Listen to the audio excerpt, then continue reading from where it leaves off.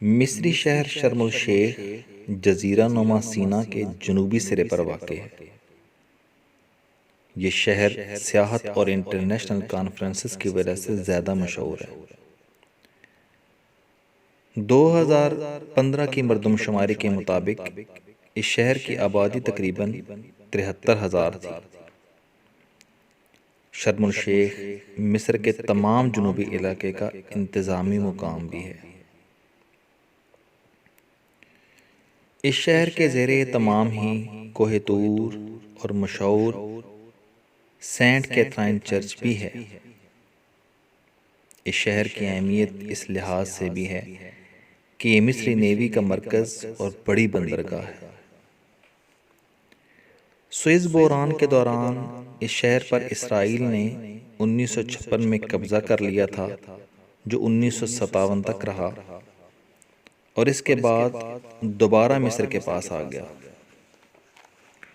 1967 तक ये शहर मिस्र के पास रहा, जब तक अक़वाम मुत्तहिदा की अफ़वाज वहाँ रहीं। लेकिन 1967 में 6 दिन की जंग के नतीजे में इस शहर पर दोबारा इसराइल ने कब्ज़ा कर लिया और 1982 तक ये शहर इसराइल के कब्ज़ा में ही रहा, जब तक सहराए सीना वापस मिस्र को नहीं दे दिया गया। इस शहर की वजह शोहरत मशरिक़ वस्ता के ममालिक की अमन कॉन्फ्रेंसेस भी हैं।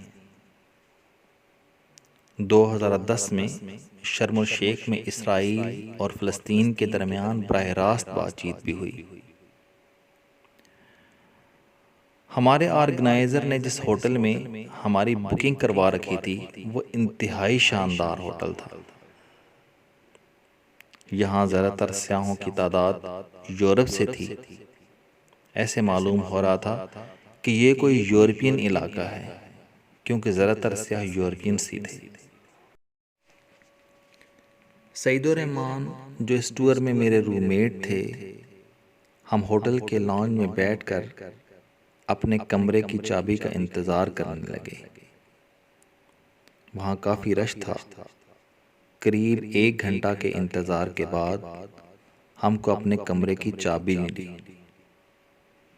और हम दोनों के बाजुओं पर एक नीला रिंग बांध दिया गया और हमारे पासपोर्ट होटल इंतज़ामिया ने अपने पास रख लिए। अब वो नीला रिंग ही हमारा पासपोर्ट था, जिस पर होटल का नाम तहरीर था। होटल के कमरा नंबर 925 तक जाने से पहले हम दोनों रेस्टोरेंट एरिया में खाना खाने के लिए आ गए, क्योंकि रात के तकरीबन 10 बज चुके थे। ये एक 5 स्टार होटल था और मुख्तलिफ खाने बड़ी तरतीब के साथ तमाम सयाहों के लिए मौजूद थे। खाने से फारग होने के बाद हम अपने कमरे में आ गए। ये होटल कायरा में क़याम करने वाले होटल के मुकाबले में बहुत अच्छा और मयारी था। सारे दिन के सफ़र के बाद हम आराम करना चाह रहे थे, लेकिन हमारे चंद दोस्तों ने फ़ोन करके हमें लॉन्च में आने के लिए कहा।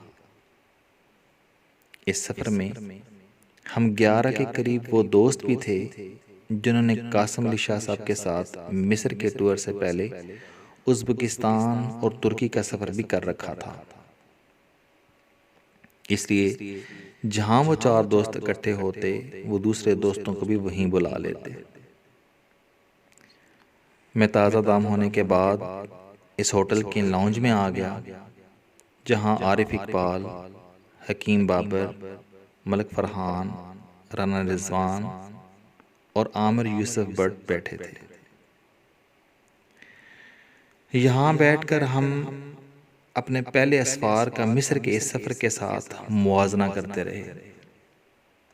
यकीनन हर मुल्क और इलाके का अपना अलग कल्चर होता है और वो अलग कल्चर ही उस इलाके की पहचान होता है। इसलिए मिस्र हमें उज़्बेकिस्तान और तुर्की से बिल्कुल अलग महसूस हुआ। मिस्र चूँकि बहुत ही कदीम मुल्क है, इसलिए हम मिस्र में जहाँ भी गए हमें कोई ना कोई तारीखी इमारत या फ़िरौनों की बनी हुई चीज़ें या बड़े बड़े संगी मुजस्मे नज़र आए। हत्ता कि किसी दुकान पर भी गए तो वहाँ फ़िरौनों की हनूत शुदा लाशें और फ़िरौनों के वक्त के उन देवताओं की तस्वीर और मुजस्मे दिखाई दिए जिनकी वो पूजा करते थे। रात 12 बजे का वक्त था और हम लॉन्च से उठकर बाहर खुली फिजा में आ गए। रात के वक्त मौसम काफ़ी खुशगवार था। करीब ही कुछ गैर मुल्की जो मुख्तलिफ ममालिक से आए हुए थे वो अरबी म्यूज़िक पर रक्स कर रहे थे। अक्सर उनमें ग्रुप्स की शक्ल में थे और उनमें से ज़्यादातर यूरोपियंस मालूम होते थे। उनमें से कुछ 70 साल के बुजुर्ग भी म्यूज़िक के साथ रक्स में मसरूफ़ थे। ये शायद उनका तो कल्चर होगा मगर हमारे लिए ये हैरत की बात थी। वैसे तो हम शाह जी के साथ तीसरे मुल्क का सफ़र कर रहे थे, लेकिन हमें उज़्बेकिस्तान का टूर सबसे ज़्यादा अच्छा लगा था। शायद इसकी वजह यह थी कि वो हमारा पहला टूर था और वहीं हम सब एक दूसरे के दोस्त बने। लेकिन एक बड़ी वजह उज़्बेकिस्तान के लोग भी थे जो हर सयाह को बहुत खुश आमदीद कहने वाले थे और ये बात हमें मिस्र में नज़र न आई। मुझे उस वक्त खुशगवार हैरत हुई जब वहाँ म्यूज़िक सुनने के दौरान उज़्बेकिस्तान का एक ग्रुप मिला जो सैर तफरीह के लिए यहाँ शर्म अल शेख आया हुआ था। उनसे बातें करके उज़्बेकिस्तान की याद ताज़ा हो गई। हमारे साथ इस्लामाबाद के जनाब अनवर साहब जो अपनी फैमिली के हमरा मिस्र के इस टूर में हमारे साथ थे, उनके साथ उनकी बेटी हरीम भी थी जिसकी उम्र सिर्फ 21 माह थी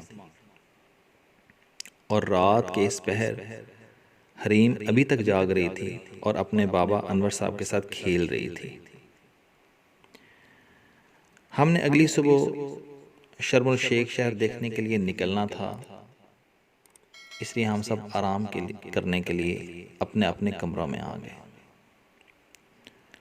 2 जुलाई की सुबह हम फ्रेश होने के बाद तकरीबन 9 बजे नाश्ते के लिए रेस्टोरेंट में आ गए। यहाँ हमारे काफ़ी दोस्त नाश्ता करने में मसरूफ़ थे।